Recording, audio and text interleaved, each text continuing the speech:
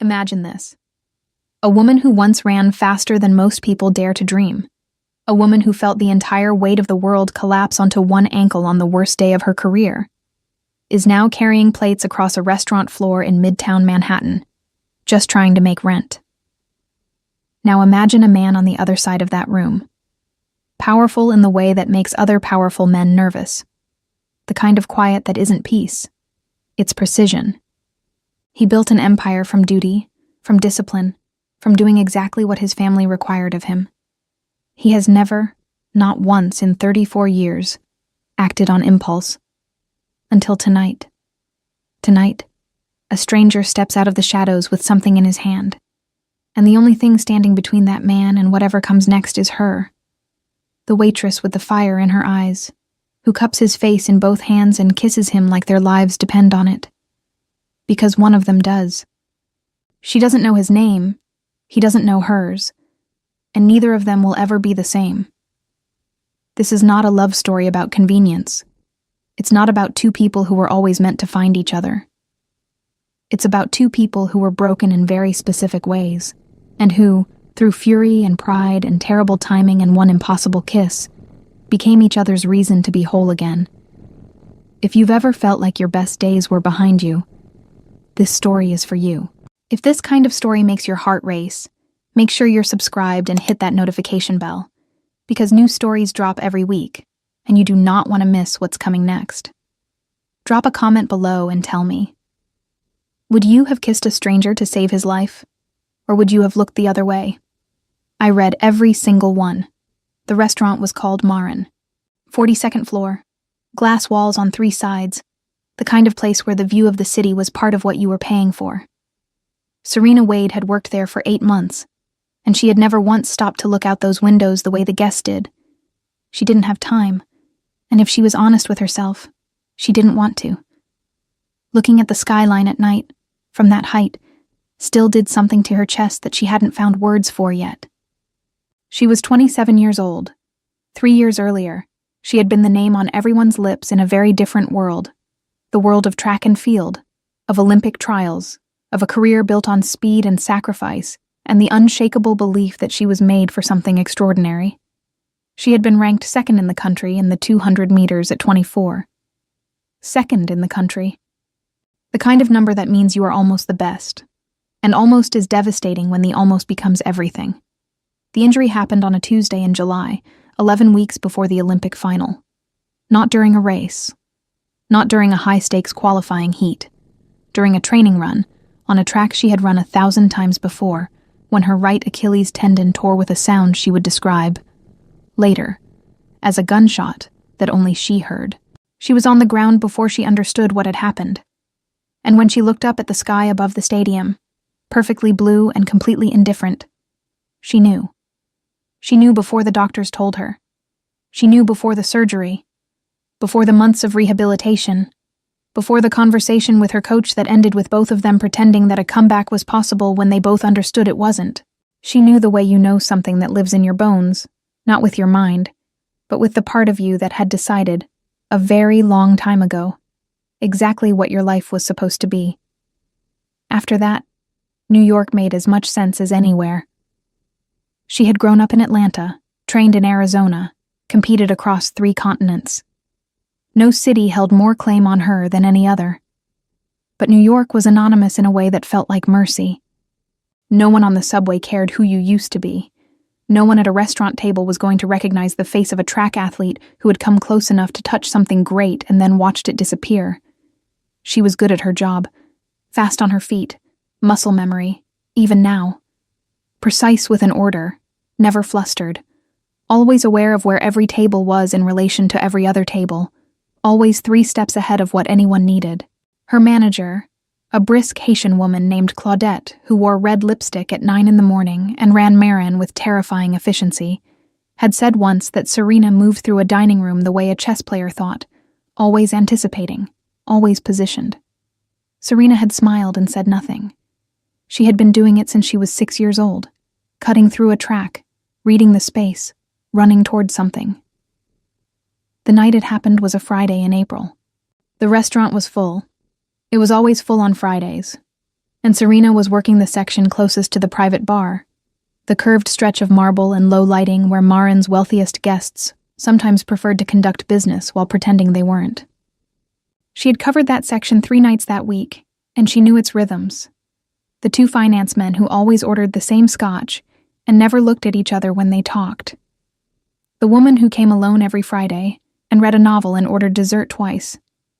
The occasional security detail that positioned itself just slightly too close to whatever table it was guarding. There was a security detail tonight. She had clocked it immediately. 2 men in dark jackets standing near the east wall.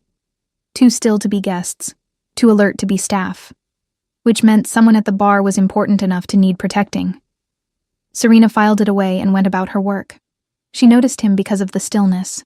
Most people at that bar were in motion, talking, drinking, performing whatever version of relaxation they could manage in a 42-story restaurant. He was not performing anything.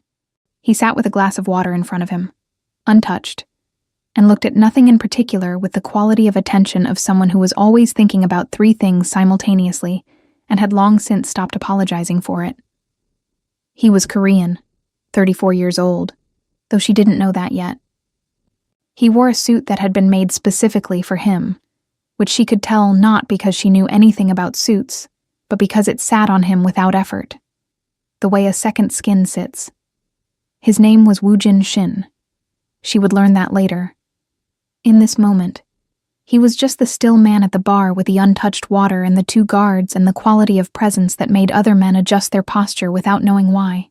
She was refilling a water glass 3 tables over when she saw the other man.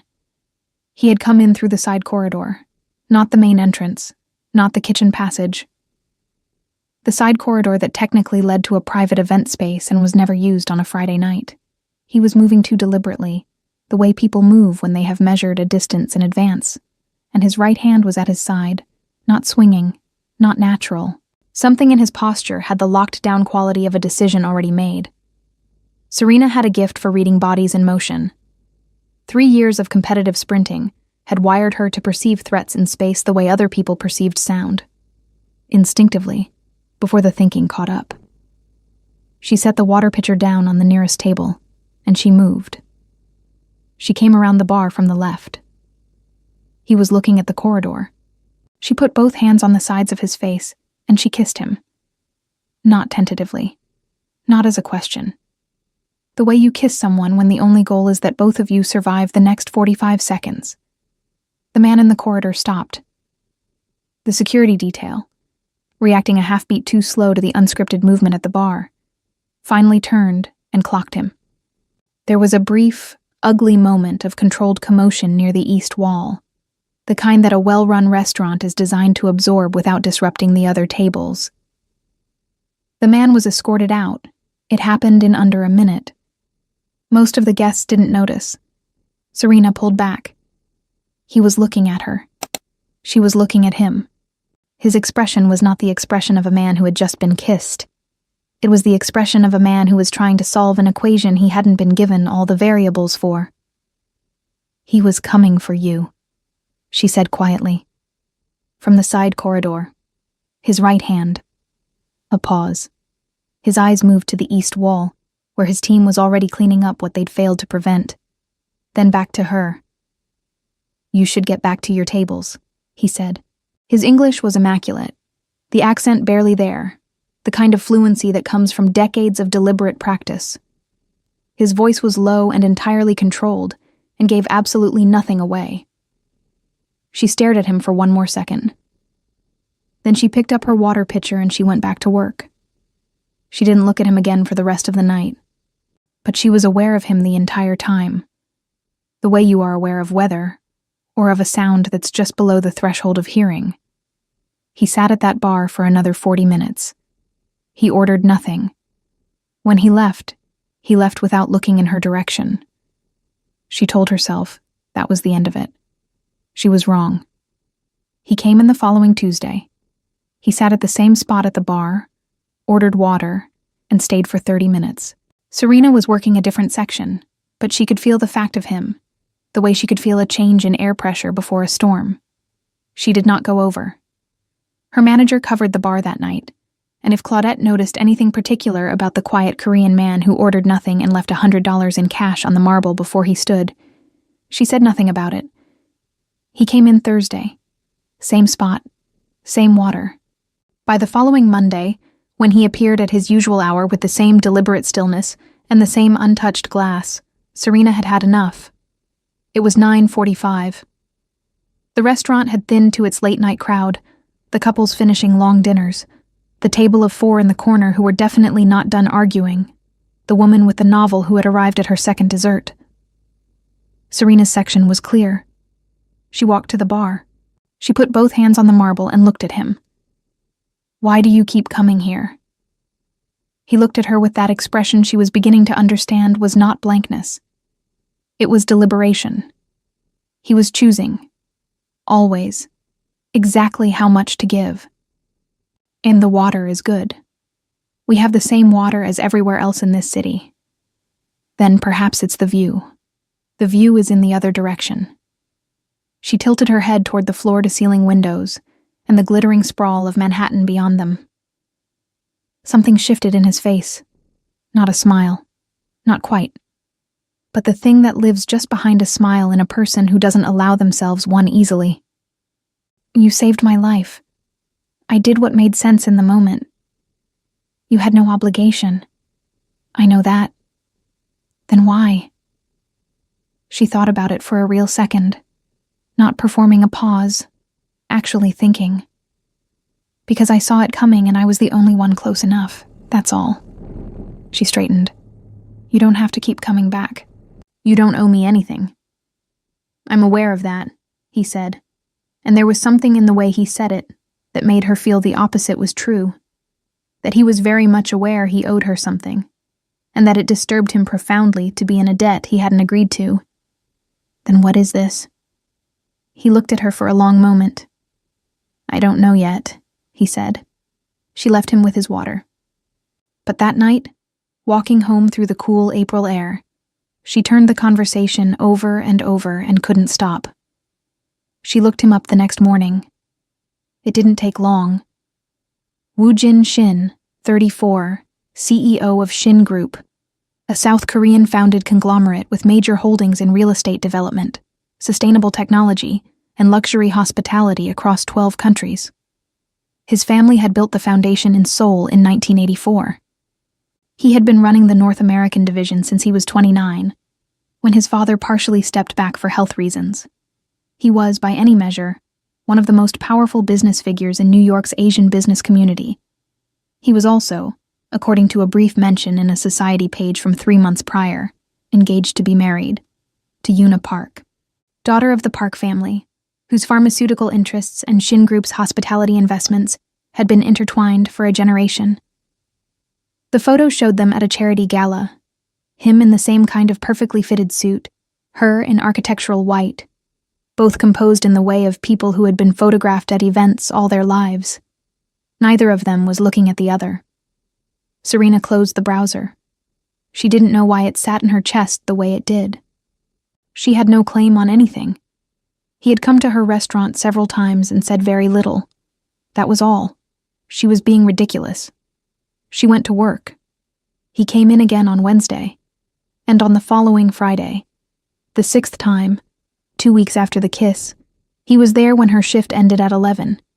She came out through the side exit, the staff exit, the one that opened onto a quieter stretch of the block, and he was standing on the pavement, not waiting in a car. Standing, alone, without his security detail, which she found surprising enough that she stopped. "You're going to give your team a heart attack," she said. "They're nearby." A pause. "I wanted to ask you something without an audience." She crossed her arms. Waited. "What's your name?" She stared at him. "You don't know my name." "I know your last name. I asked the manager under the pretense of wanting to send a thank you note. She told me Wade. It's Serena." He let that sit for a moment. Serena. The way he said it, carefully, like it was something that deserved to be said correctly, did something to her that she was not prepared for. "I know who you are," she said. I looked you up. I assumed you would. Then you know I know about the engagement. Yes. She tilted her head. So what exactly are you doing, standing outside my workplace at 11 at night, asking for my first name? The silence between them had weight.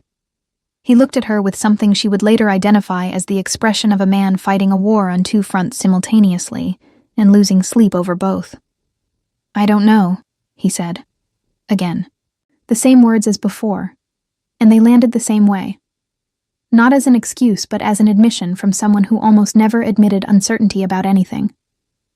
She looked at him for a long moment. The street around them hummed with the particular frequency of a New York night. Distant sirens, a burst of music from somewhere, the city breathing. I get off at the same time most Fridays, she said, and she walked away. She was almost a block away before she let herself feel the full ridiculous force of what that meant. They started meeting on Friday nights. Not dates. That was the word neither of them used.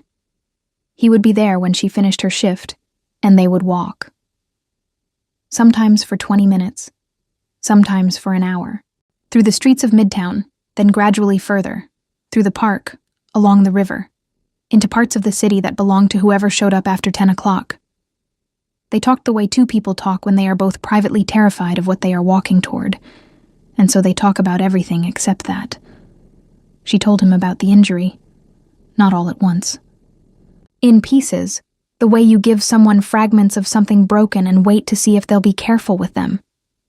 He listened in the way she was beginning to understand was specific to him, completely still, his whole attention a kind of presence, asking questions that were never the easy questions.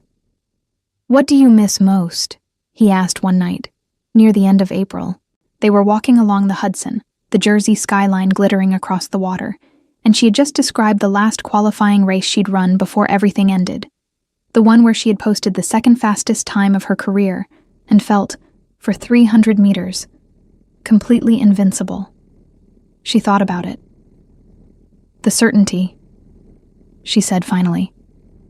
When I was running well, really running, I never doubted anything. My body knew exactly what it was supposed to do. My mind was just along for the ride. I haven't felt that anywhere since. He was quiet for a moment. I know that feeling. Something in his voice made her look at him. When? When I was 15. I played Go competitively. It's a strategy game, ancient, Korean, and I know what Go is. A pause. And in it, a flicker of something that might have been the beginning of a smile. Of course. He looked at the water. I was ranked nationally for my age group.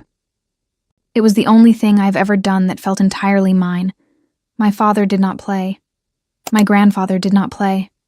It was mine. Another pause. He made me stop when I was 16. Too much time, he said. There was a company to learn. She looked at him. He was looking at the river. Do you regret it? She asked. I regret very little, he said, in the tone of someone who has trained themselves not to. But I understand what you mean about certainty. Yes. They walked in silence for a while after that. Comfortable silence. The rarest kind. The kind that only exists between people who have stopped needing to perform presence. She knew about Yuna. She thought about it often. It was the fact she carried with her through every one of these Friday nights. The one that made her walk a little faster sometimes. That made her not quite meet his eyes when the conversation got too close to the center of something. He had never pretended the engagement didn't exist. He had also never explained it.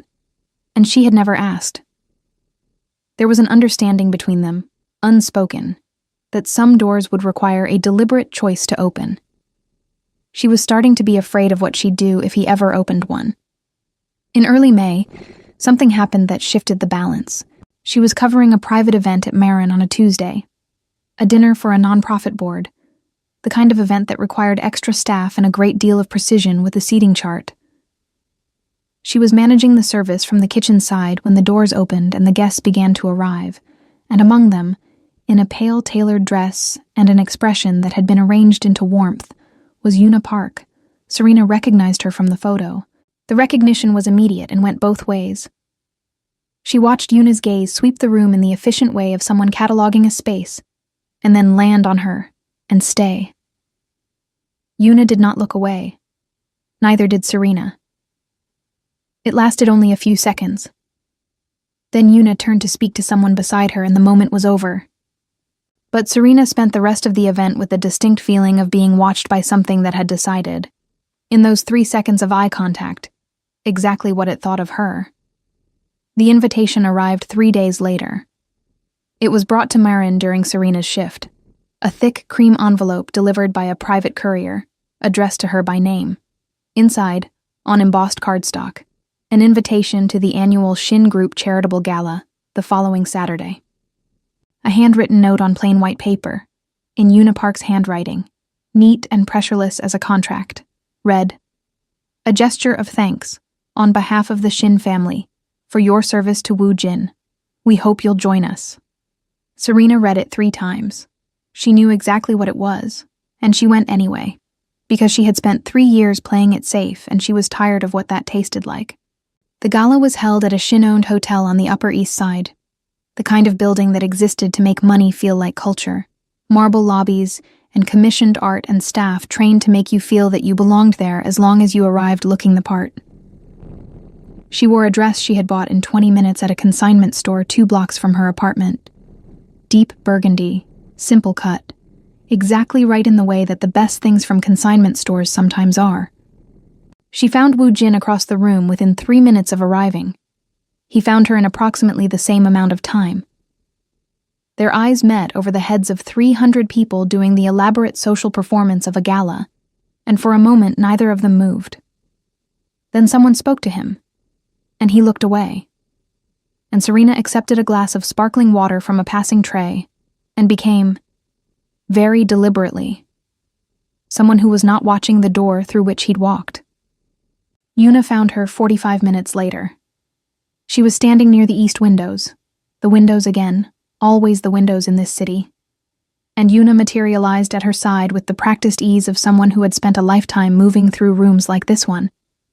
Up close, she was more precise than she'd appeared in the photograph.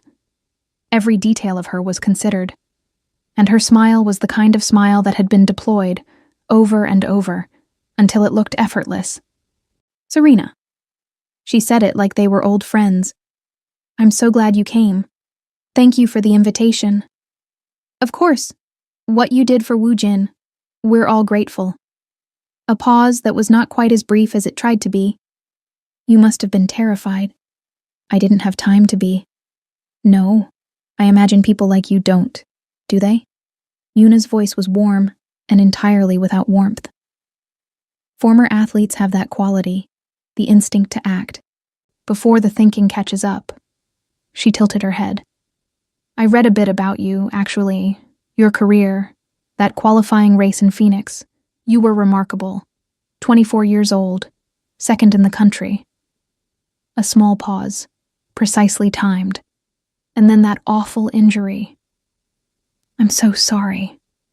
I can only imagine what that must have been, to have all of that, and then to lose it so suddenly." The room had not quieted. No one was looking at them. And yet Serena felt the words land with the precision of something thrown from a great height. She looked at Una. Una looked back, all warmth and pity, perfectly composed. "Thank you," Serena said, and her voice was steady, and she was proud of how steady it was. "It was hard. I got through it." "Of course you did." The smile ticked up 1 degree.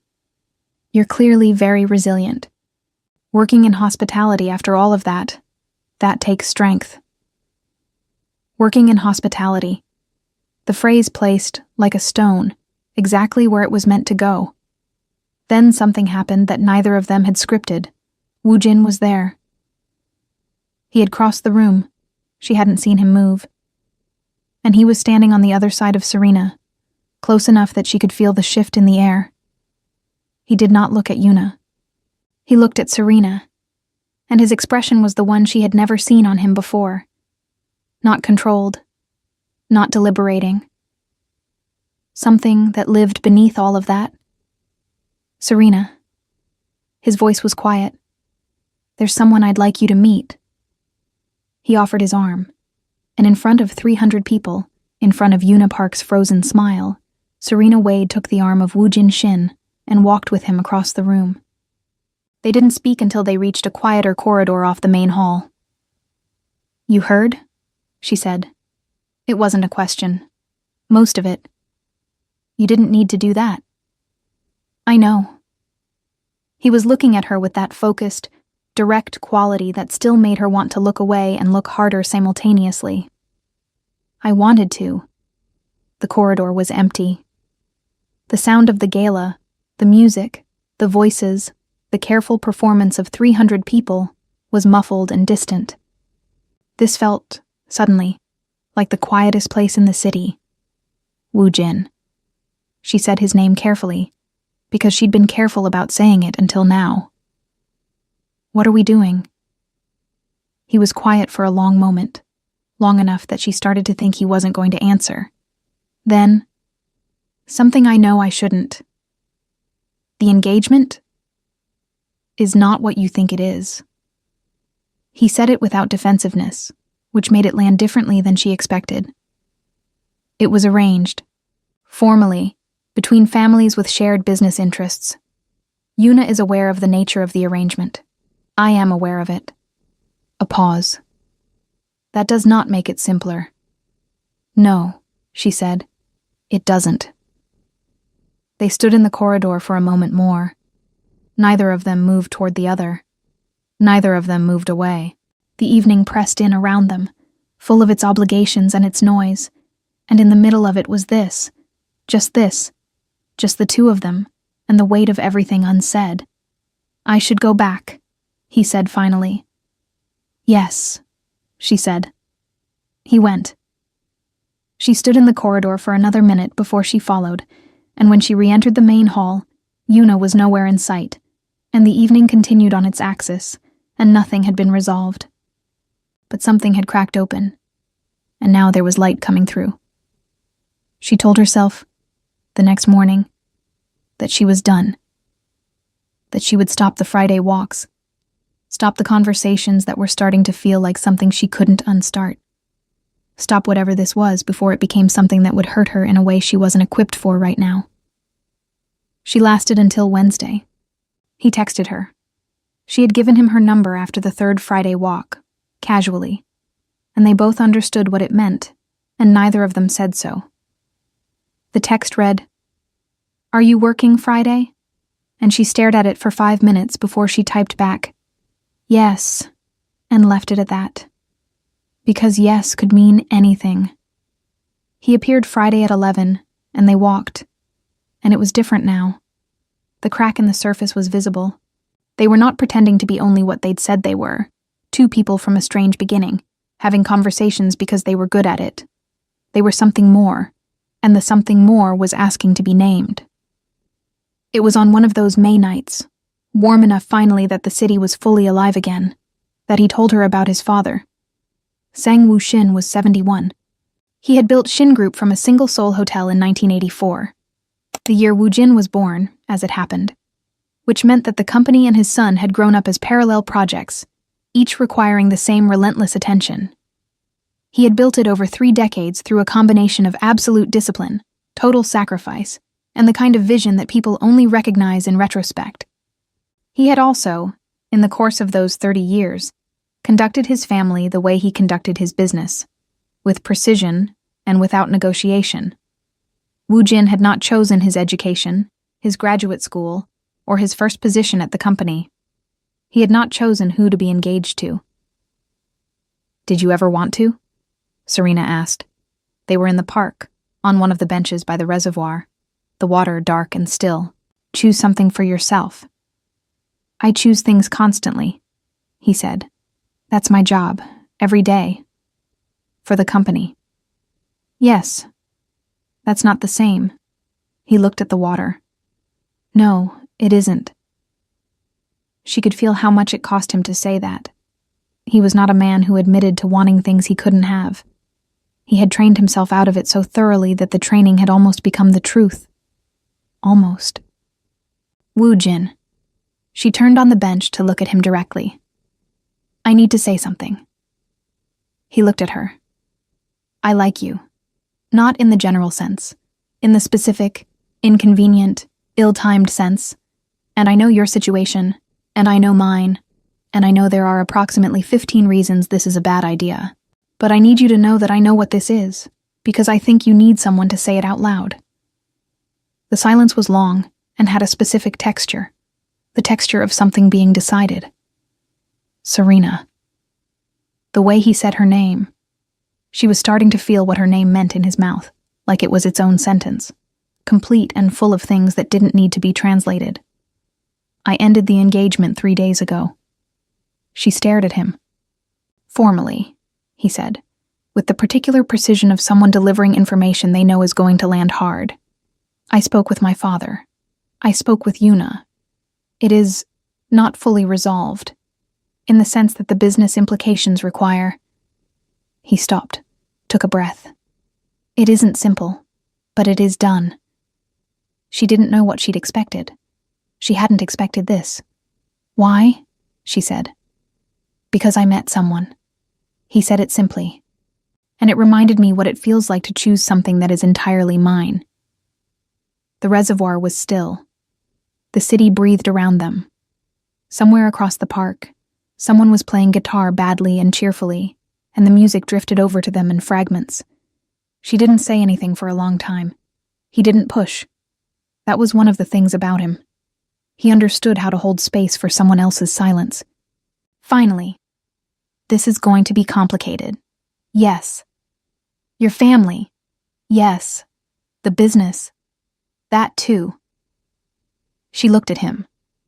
He looked at her. And despite everything, despite the 15 reasons and the complications and the crack in the surface that was now a full wide opening, she felt, for the first time in 3 years, the thing she had described to him by the river, the certainty, the body knowing exactly what it was supposed to do. Okay? She said. She was not naive about what came next. Woo Jin's family responded to the broken engagement the way powerful families respond to decisions that threaten their arrangements. Not with screaming, but with silence. The careful, strategic silence of people who are recalibrating. His father called twice in the first week. Woo Jin took both calls, standing in front of the window of his apartment, and Serena, sitting across the room, could hear only his side. Brief, measured, unflinching. There were other complications.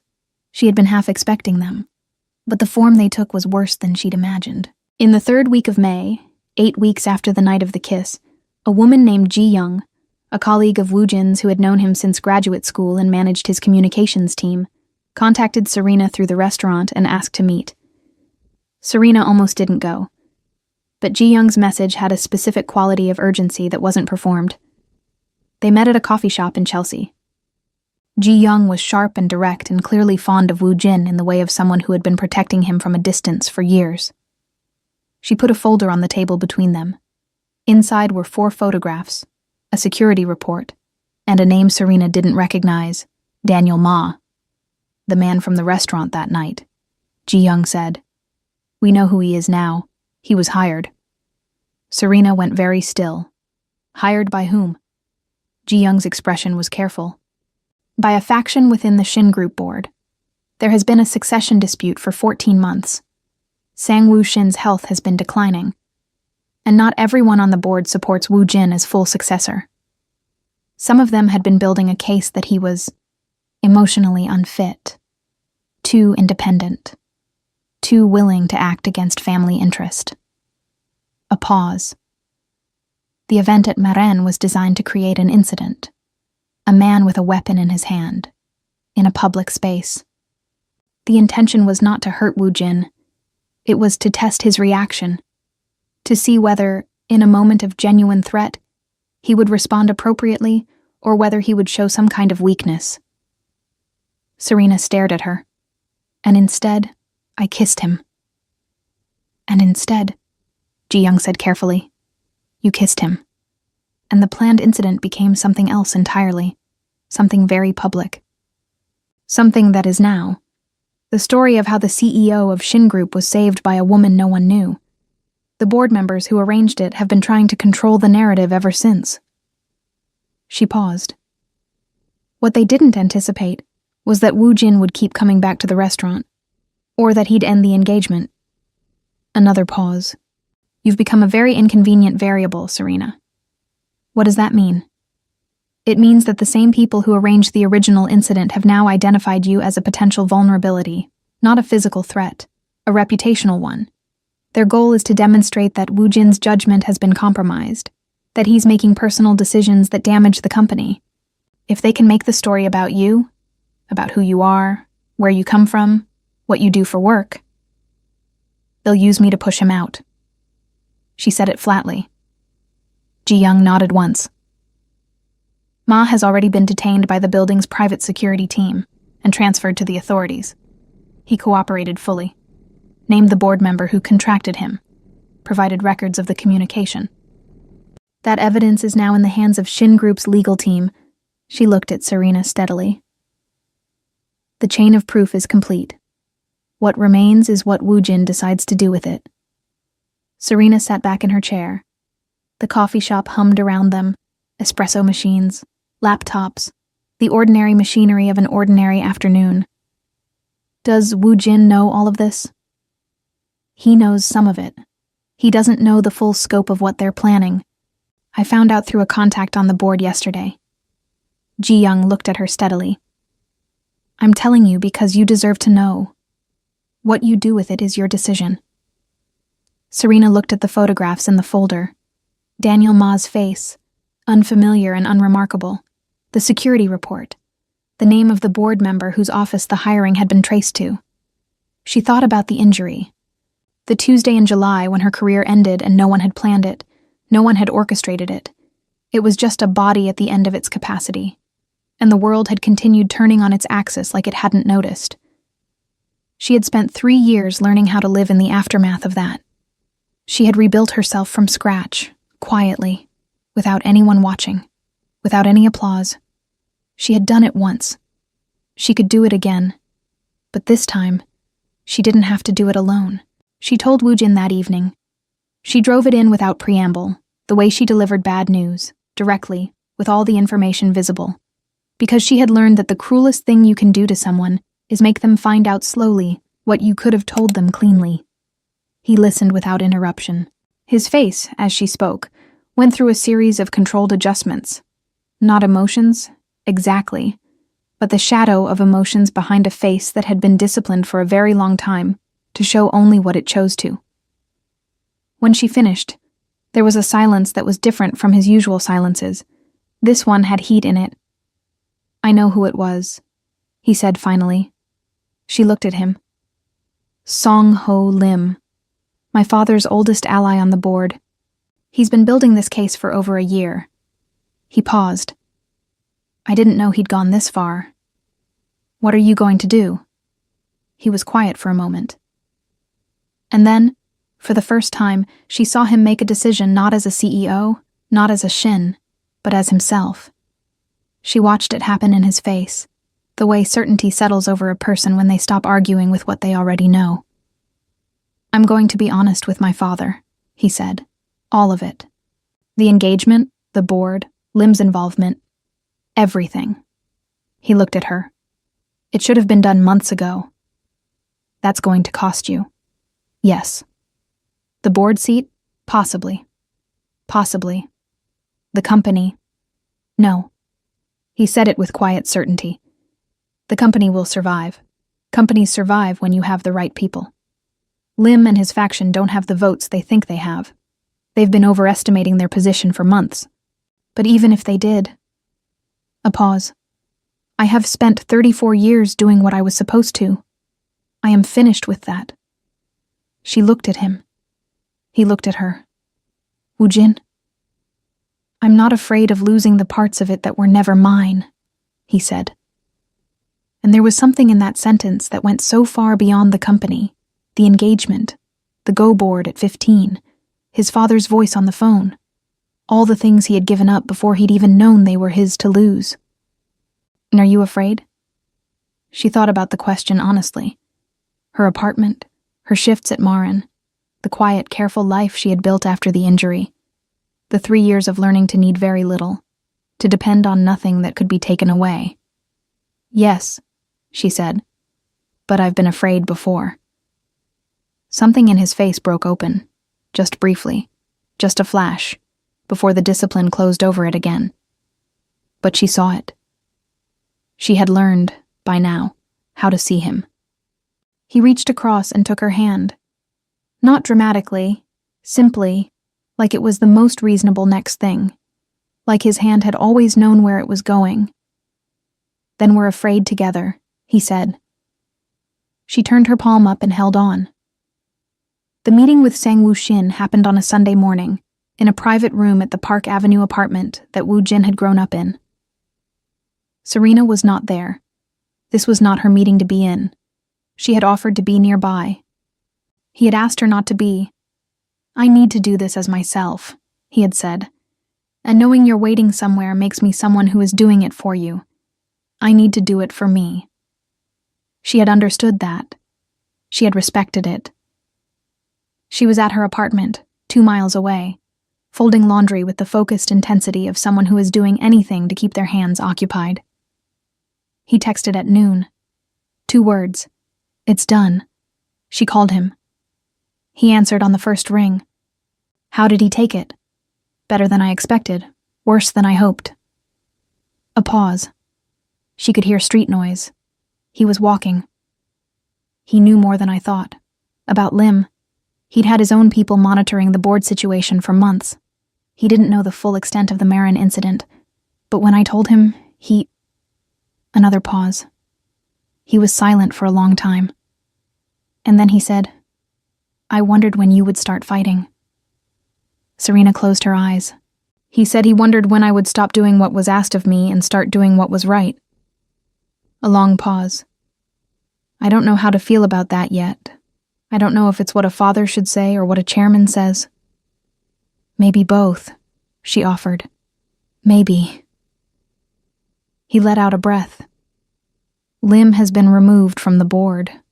Formally. My father made the call this morning before I arrived. The other members of his faction, 3 of them, are facing a formal review.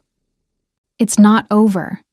There will be months of this, legally, contractually. But the structure of the threat is gone. She let that settle. And your father, how does he feel about you? He said it without the question. He said, "Bring her to dinner, not an order, an invitation." A pause that was shorter than his usual ones. That is, in his vocabulary, that is the equivalent of an apology and a welcome simultaneously. She laughed. A real one, the kind she hadn't expected. And it felt like something releasing in her chest that had been tight for a very long time. "You're laughing," he said.